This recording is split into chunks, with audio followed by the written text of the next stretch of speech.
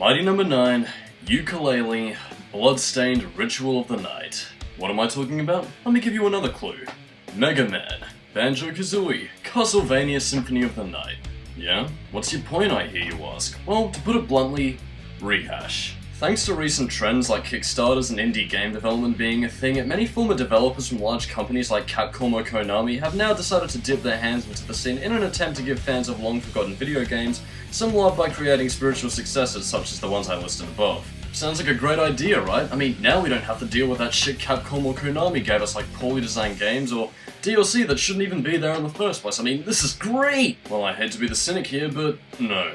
In fact, I feel like this is going to be the start of a really bad omen in gaming for years to come. And now, before you all start calling me a moron for disagreeing with what is essentially the ability to play games from your childhood again, let me explain myself. The first thing that tipped me off about all this was when Mighty Number 9 was announced. Not really the game itself that had me so interested in all this, but more so the fan reaction it got from its Kickstarter backers going, "Woo! Mega Man is back! Party for life, bitches!" And most of that was attributed to the fact that Keiji Inafune was behind the project, giving them what might as well have been Mega Man 2.0, but of course, since Mighty Number 9 was the first of its kind, I just kinda shrugged it off as nothing more than fan service. Then, in more recent times, I heard that there was going to be a spiritual successor to Banjo-Kazooie called Ukulele, and despite the design looking something more like a kid-friendly version of Gex the Gecko, much like Mighty Number 9, I just looked at it with the mindset of fanservice, let him enjoy it. And then we cut to now, when Bloodstained Ritual of the Night was announced.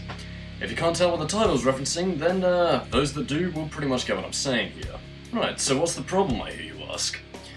Well, before I tell you my problem with all this, let me ask you a question, viewer. When all of these games are eventually released, are you going to play Mighty Number 9 because you thought that it was a legitimately good game?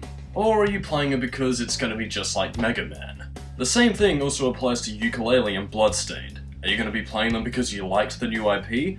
Or are you playing them because you like Castlevania and Banjo-Kazooie? My biggest issue with all of this is that pretty much everybody who is supporting these games are playing it not because they want to play Mighty Number 9, but because they want to play Mega Man.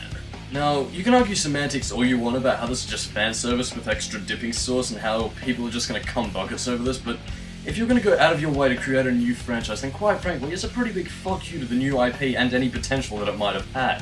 And the reason why this whole fad pisses me off so much is that it's pretty much advertising itself as, "Hey guys, look, it's Mega Man 2.0, money pulls!"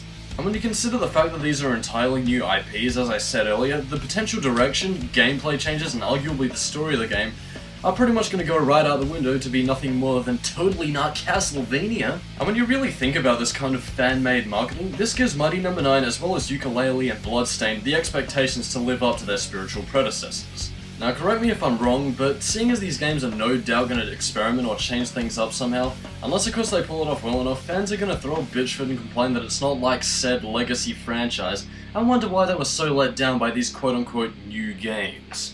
Speaking of which, that brings me to another point, the fact that these things are quote-unquote new games. They aren't. In fact, do you want to know what these games are? Rehashes. Rehashes of games that you played when you were a kid being sold back to you.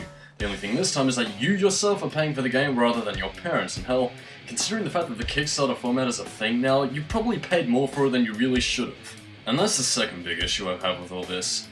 The fact that these games, when you really get down to them, are just rehashes of video game days gone by. This does nothing more than to wring money out of the consumer for their nostalgia for a franchise that is long past its prime. And what pisses me off about this even further is that people are already so blinded by wee nostalgia childhood, it's fun, that they can't even see that they're essentially paying to get their childhood back. Now, as much as I am a dude who lives by the mindset of live and let live, I feel like this is going to be a practice in the gaming industry that's not going to move it forward, but instead move the gaming industry backwards. I mean, with all these games, regardless of whether or not they're going to be good or not, you can't deny that these are games based on ideas that were over 15 years old, with next to no creativity or innovation to be seen. And why this trend worries me so much is the fact that this whole thing is taking off with a lot of people. And in my honest opinion, it's going to end up leading to gaming's further stagnation because most of the gaming community is already blinded enough by their own childhood to care about games that, are actually innovating and revolutionizing the games industry. I mean, I'd hate to see a future where I'm playing a spiritual successor to Silent Hill titled Loud Ground, in which people are really just basing their love for the franchise based on the legacy franchise from which it once came from. But hey, what do I know? People will play the games, they'll love them, they'll hate them, whatever, life goes on.